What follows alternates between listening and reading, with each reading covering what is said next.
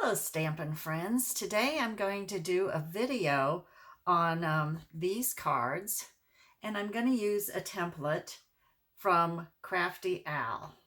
And we're going to be doing several of these little cards. You can see some of the ones I've already made.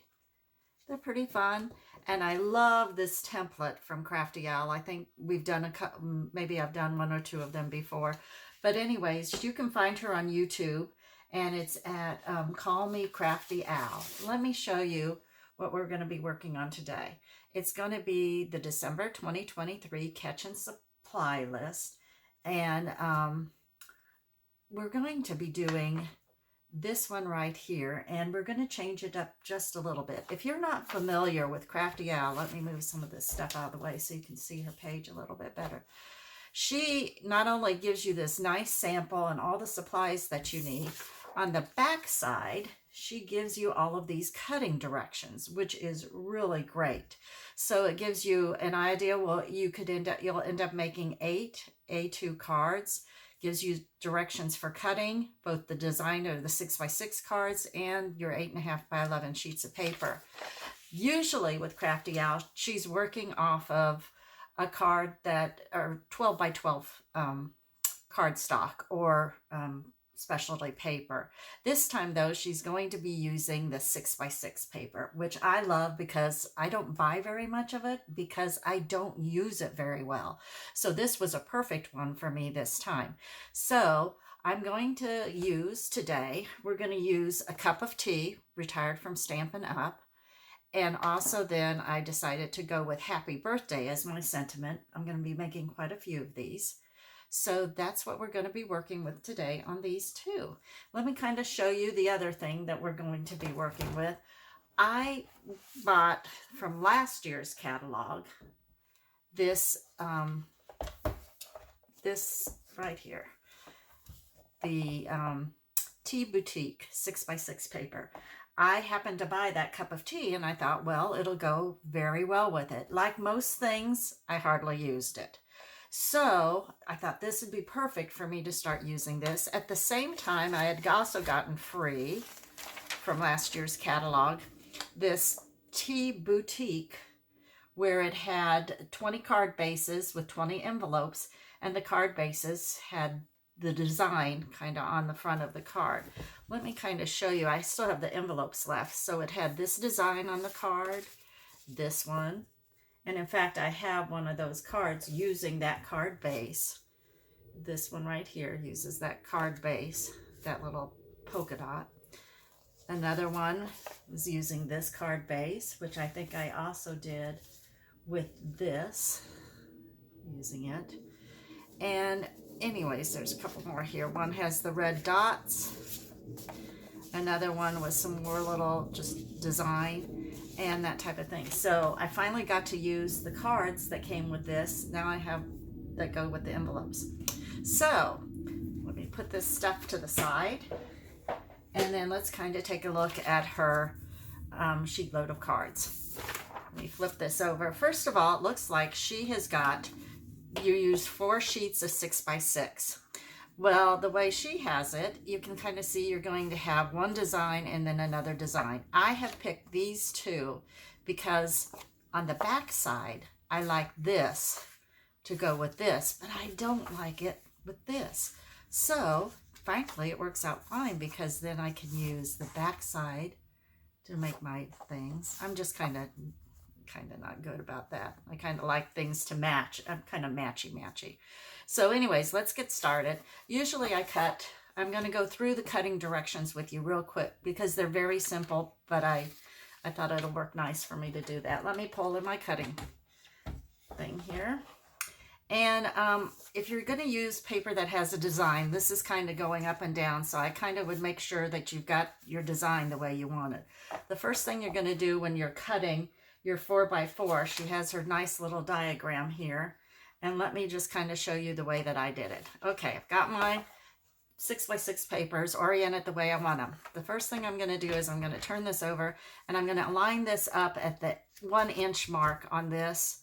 Or if you really want to, you can line it up at the 5 inch mark over here. Whichever way you want to do it. It's off a little bit on that. And I usually do at least 2 at a time. So we're going to cut that.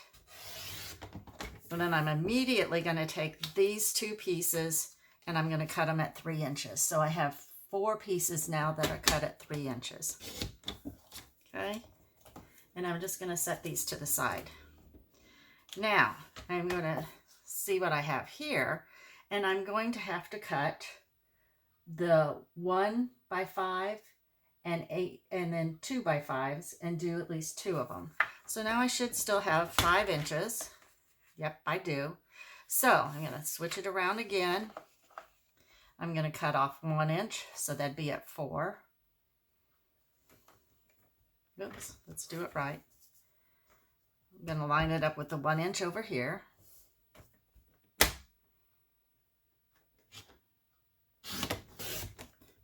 that out of the way. I'm going to do another 1 incher right over here. Now I want to do 2 by 5. So we're going to do a 2 inch here. And you would think you have 2 inches left. For some reason, this is usually off just a little bit for some reason. Could be my cutter, could be the way the paper was cut originally. So I just trim off this little extra bit right here. Okay, so now I have all my pieces. Now I'm going to cut the cardstock that I'm going to be layering this on. Set these kind of up here out of the way. And I'm going to be using this darker purple. I don't know what color it was exactly with Stampin' Up! Colors. But once again, let's take a look at our Crafty Owl sheet. So you can see right here, it's going to be 5.25 and 5.25. So that's 10.5. So I immediately just cut off a 1/2 inch on this end to make sure I don't have to mess with it again. So once again, I'm going to line it up at the 1/2 inch mark over here on this side. And I'm just going to get rid of that. So it's out of my way, don't need it. Okay. Now the next thing I'm going to do is I'm going to turn my paper around. And there's these 3 little strips here that are going to be 3.25 by 1.25. So I'm going to get those out of the way next. So I'm going to line this up at the 1 1/4 inch mark right here. Cut that.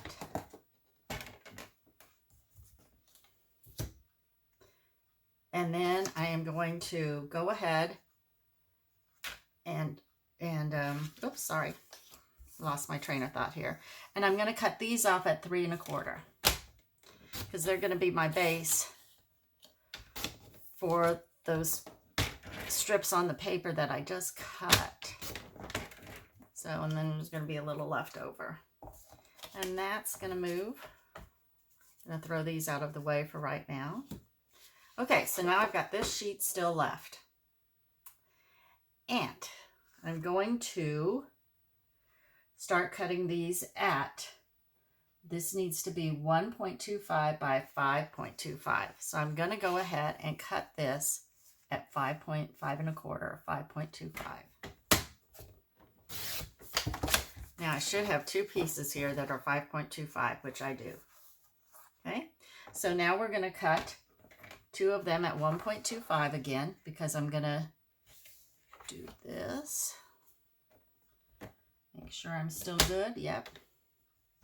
Make sure I'm at the 1 inch mark, or rather 1.25, 1 1/4. Going to cut that. Set this over to the side. Do another one at 1.25. Oops. Try and do them together. It just makes it easier. Set that to the side. And now I'm going to need one at 2.25, which I'll move all the way over to here because I'll be using this mark on my cutter. 2.25, and then another one at 2.25. And you're going to have a little strip left over that those I will definitely just toss. Let's see if I did.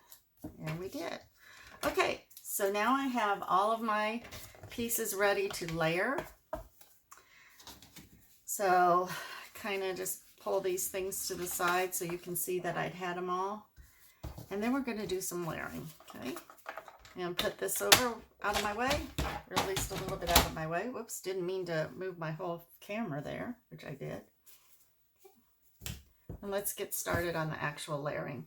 I kind of have my pieces set to the side right here, so we're going to do that. get out my glue. I like to use my Tombow liquid glue for this. It just seems to work out a lot better because I like to be able to make sure I have it where I need it. Okay, get this, line it up on here. And the reason I like using the liquid glue on this is I can go ahead and get it lined up just right.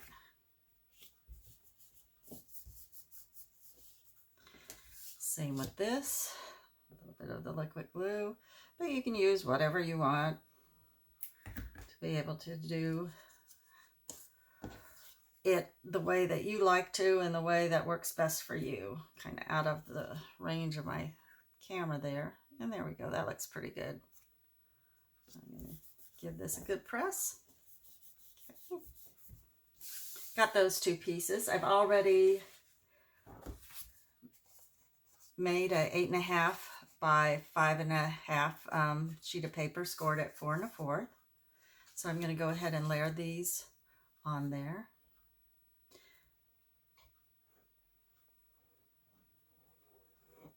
Now this is going to be a fairly simple one since I've just got plain cardstock on cardstock. And this time I'm going to set it on this side. Sometimes I do it on the other side, and as an example of this, I did the big one on this side. It's kind of how she has it pictured. She has the larger one on that side. Whatever strikes your fancy. Since I've already put that down, we're going on this way. Once again, using my liquid glue. Make sure I got my flowers going the right direction, which would normally be something I'd forget and have to take them off again. And there we go. Now the other piece I needed to add was to add, taking the smaller piece and adding this onto it. Normally I would do the flip side, which would be this. I don't like that. That's just not me. It's too different from everything else. So it just so happens that I have another piece of Designer Series paper that I like better. And so I would go ahead and stick that down. Ooh, that one I got cut kind of small. But anyways, that was leftover paper, so it'd be something like that. Let me show you what I already have set up. I have already got one set up where I use this. Let's get you a little closer so you can see what I'm doing here. And I have taken the opportunity to get, oops, see if I can find my other one. I wanted to be able to show you how I do the little cups, and I can't seem to find the one that I want, but it's here. So anyways, I am using the dies from the cup of tea, and these are the two dies that I am using. I am using the die here with just the plain little cup and the fancy die there. And the reason that I have the plain one, I can't seem to find my other plain one. Let me, I always forget something on one of these. Never fails.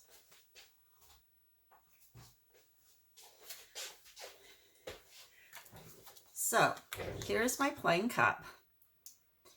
And what I did when I cut these out, of course, these are easy to cut out, simple die right on there, so easy. Same with this, but that's pretty intricate, as you can see with this right here. Now you can do two of the things. You can take your glue, that's the one that'll do dainty stuff, or you can do like what I did. I ran a piece of cardstock through my Xyron, which I have like the 5-inch and the 9-inch. So I ran it, the whole piece of cardstock through this, or half of a piece of cardstock through my Xyron. Then I took my die and cut it out. So it went through the cardstock and the back of the Xyron, because this just makes it a lot easier for me, especially since I'm doing quite a few of these. So then all I have to do is take and peel off the back. And I'm looking for a couple other pieces here, but here we go. I just peel off the back, and you might think it's hard, and of course it will be because I'm doing this on video, but normally it's really simple to just pull off that backing And now I have my little thing. And of course, this is the one time the one little piece didn't come off. Throw that away. And then I'm just sticking it right on here, lining it up as well as I can, which sometimes I do good, sometimes I don't. Oops, that stuck to me really well. And there we go. I've got it on there. And it's less gluing for me because, as you guys know, and I've talked before, whenever I use this glue, love it, but I end up with as much glue on me as I do on the card. So let me put this out of the way. And then what I'm going to do is just go ahead and put dimensionals. I already have a couple of these ready. And I also stamped Happy Birthday on a piece of just scratch paper. And then I cut it out with my 1 3/4 inch punch. And I just wanted to remind you that, you know, you're not necessarily, you don't have to cut a large circle. So you can actually just take a piece of scratch paper like this. And because we're hiding it behind our little strip there, it doesn't really matter if you've got a full circle or not. So you can take this piece of scratch paper, just kind of line it up wherever you want it. Let's see if I'm close there. That looks pretty good. And there we go.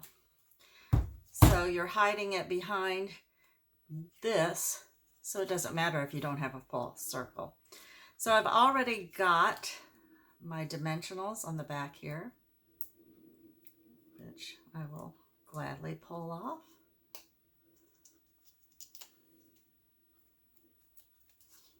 And I'm going to stick it, let's pull this down, stick it about right here on top. Got dimensionals on my little teapot.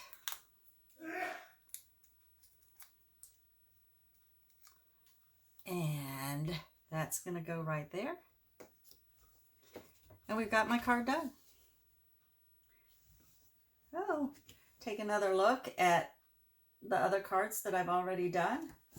And as you can see, I've done a whole bunch of them, which I really kind of had fun with.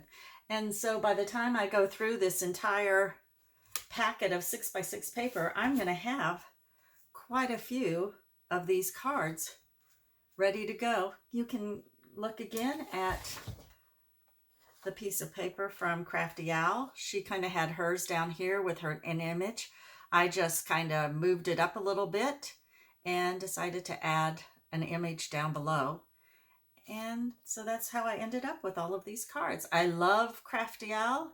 Take a look at her sheet load of cards.